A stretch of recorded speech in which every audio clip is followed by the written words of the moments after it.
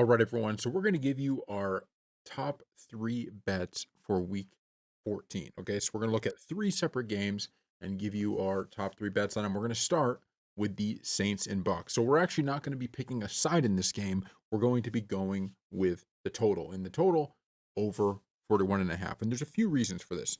For starters, Tampa Bay has not looked like itself the last few weeks, right? You had three straight losses before their win last week against the Cardinals, and what was a team that I think a lot of us, early on were like, wow, this team might win the NFC. Baker Mayfield was in the MVP question. That's all gone now, right? Baker is no longer in the MVP discussion, and right now they have the Panthers on their heels. So this is a very important game and a perfect get right spot. I understand they won last week, but everybody kind of looks at that game and goes, it was pretty close, maybe too close for comfort. I think this offense can find a way to get back on track here, make a few big plays, and go from there. So that's why, on the Buck side, I really like the matchup in terms of scoring points. On the Saints end, I understand this team has certainly struggled as of late, especially with the injuries. You have a new quarterback in there, obviously not necessarily the best, but it just one of those things where you just feel that this Saints team, right, when they play these division games, I'm going to give you the last five games. Okay, I'm reading this from Action between the Bucks and the Saints. 23-3, that game went under. 27-19, that game went over. So that was the second one prior. 51-27, that went over. So in the last three games, this game between the Saints and the Bucks has gone over twice. Um, Previous to that, the two went under. So Saints 23-13 and Bucks 26-9. That was back in 2023. But of the last three, two of these games gone over. And I think when you see a game like this is just my prediction for how I see this playing out. Because of some of the struggles we've seen from the Bucks, I feel like there's going to be a few big plays the Saints are able to get here.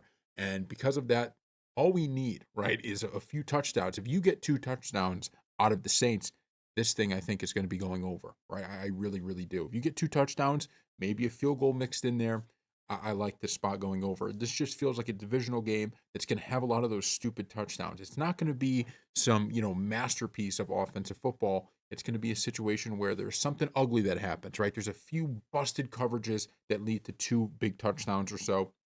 And at such a low total at only 41 and a half, all we need, right, is for the Bucks to play one of their A games here in a get right spot, and the Saints just to be able to score a little bit, right? As long as we have a situation where both teams give us a little bit, we should have no problem. And I think last January it was 27-19.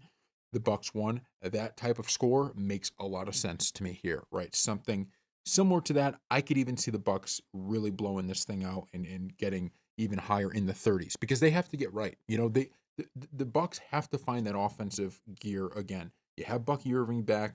I know you still don't have Mike Evans, but Baker has to get back on track. This team cannot win unless Baker Mayfield is playing like he did earlier in the season. So because of that, this is where we're heading. We like the over 41 and a half in that game. Okay, our next bet, we're going to head down to the Seahawks and where's this game now? Oh, right here. Head down. It's literally right under it. The Seahawks and the Falcons. We're going to be going a little bit, I think, against the grain on this one. The Seahawks have played phenomenal all year. According to Action, if I'm looking here at the betting splits, 76% of the bet percentage is on the Seahawks here. We're going to be reversing that trend and going with the Falcons. To me, right now, when I look at the Seahawks team, that defense is obviously phenomenal. I mean, if you're a daily fantasy player, right, you would have seen last game they put up 30 points, that defense, right? But if you notice, the offense really struggled in that one against Minnesota. The Falcons have the ability, right, to score the football. They have people like Bijan Robinson, Kirk Cousins. I know he hasn't looked great, but we know what he's been in the past. Can we have kind of a throwback game? I don't know what Drake London, it looks like he's trending towards playing. That would be a big addition if he does play.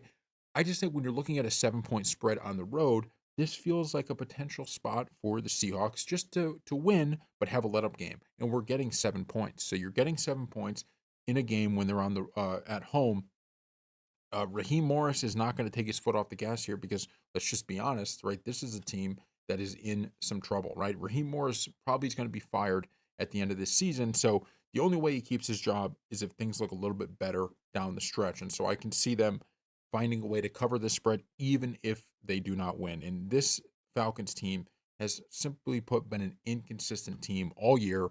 And so you never really know what team you're getting. And usually when I feel like I'm really down on the Falcons and they look about as bad as they can, and this is just the worst spot for them, that's usually when I decide, okay, it's time to bet them. And getting 7 points is the key here. I would not lay money line here, but the +7, I like it. And I think it's important to factor in the Falcons defense has shown signs of life throughout the year.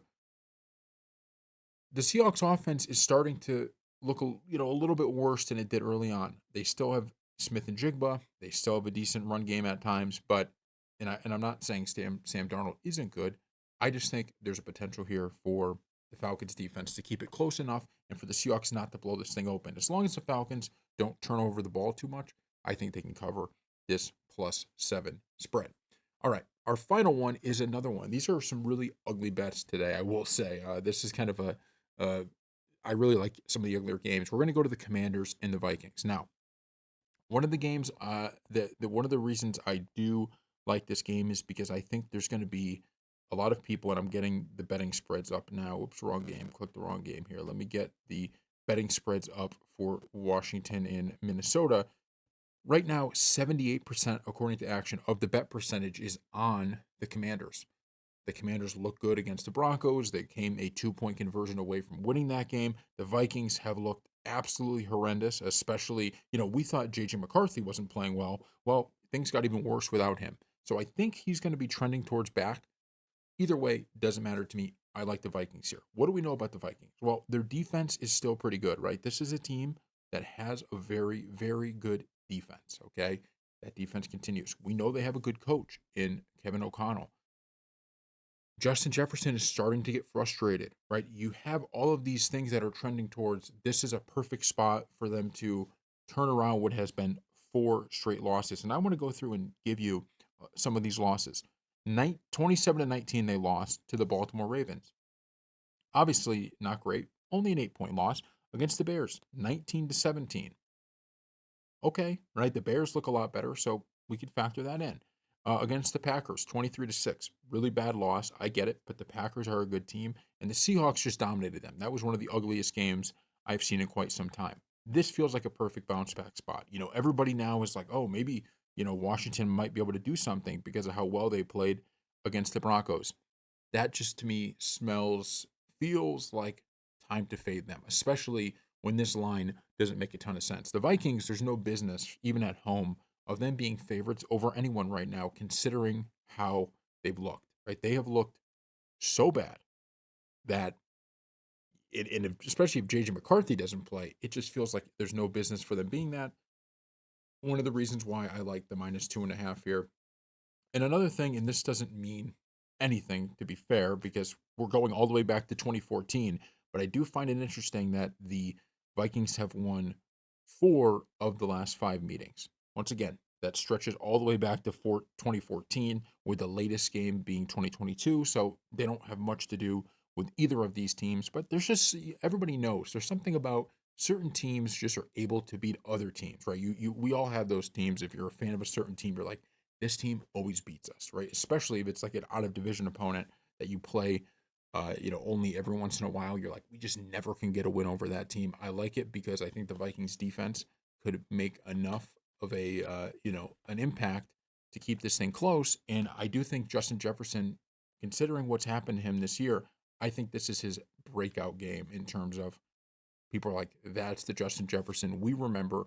All they have to do is, if they could just get the ball to him, he will do the rest with his legs. So thank you all for watching. These are the top 3 bets we have for this week 14. Put in the comment section below what you like, and we will see you next time.